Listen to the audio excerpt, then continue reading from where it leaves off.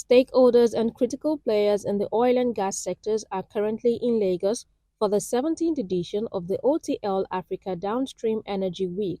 They are gathered to address the challenges facing the sector and discuss strategies to drive growth in the midstream and downstream industry. The theme of the 2023 OTL is Energy, Synergy and New Beginnings. In his keynote address, Mr. Farouk Ahmed, the Authority Chief Executive of the Nigerian Midstream and Downstream Petroleum Regulatory Authority (NMDPRA), disclosed that the country's domestic consumption for petrol significantly dropped from 66.7 million litres before the deregulation to 44.3 million litres per day. Within the space of the regulated industry, it has become imperative to pay more attention to energy security.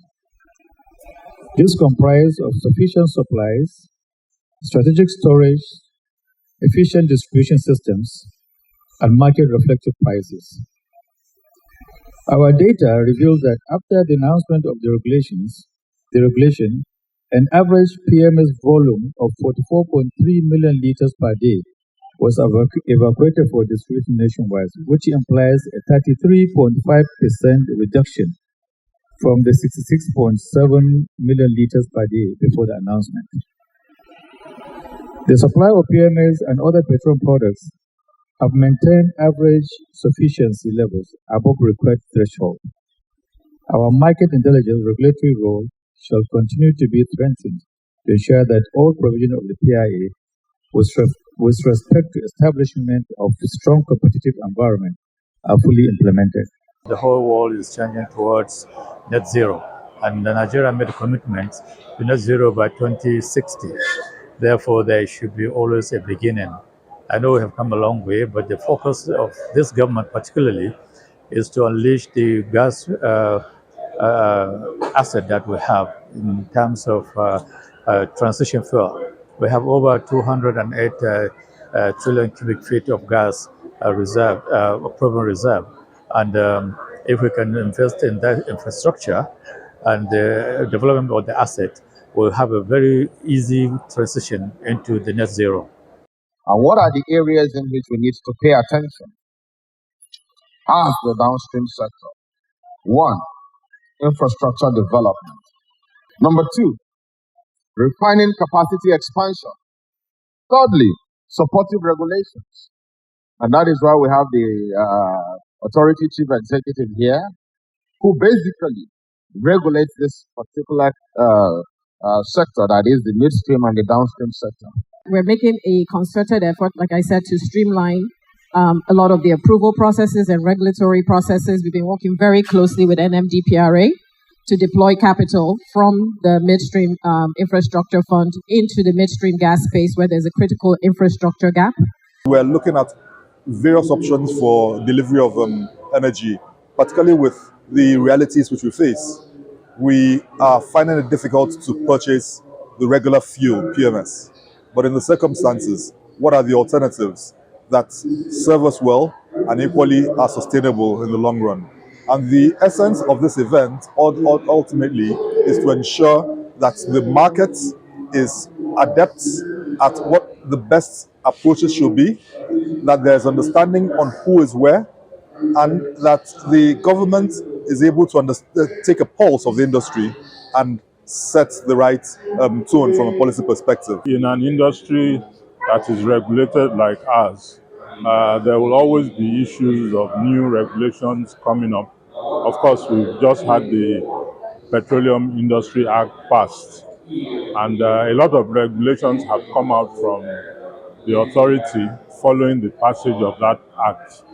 So first and foremost, this is a very good avenue for clarification.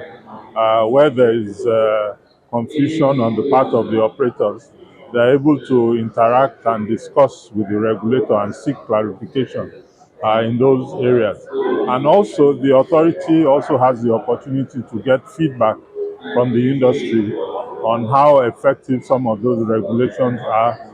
We want an investment in the downstream sector. And this is a forum that is discussing how investment can take place, how the downstream can be further, how there will be clarity in the downstream sector regarding the policies of the federal government, regarding the regulations made by the regulator. And when we have an understanding between the regulators, between the industry practitioners, and we're able to collaborate effectively, definitely there will be optimal performance, optimal development, and optimal result in the downstream sector. Nigeria is signatory to climate change declaration. Nigeria chooses natural gas as transition fuel. We virtually have non-existing infrastructure of the entire value chain. Now there is a drive for us to achieve a considerable market share of the natural gas in Nigeria, and the government will not do it alone, but in collaboration with private sector. That's why the fund is created to incentivize the private sector towards bringing in equity to develop the entire gas value chain.